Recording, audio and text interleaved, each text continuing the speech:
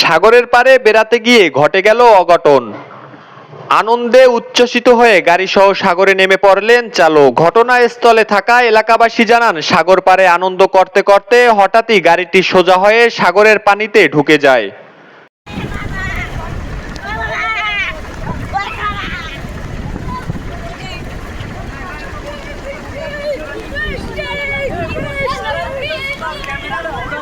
কয়েক লাখ টাকার এই গাড়ি মুহূর্তেই পানি ঢুকতে শুরু করে।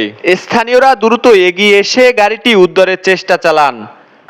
ঘটনাটি ঘিরে পর্যটক ও স্থানীয়দের মধ্যে বেশ চাঞ্চল্য সৃষ্টি হয়েছে।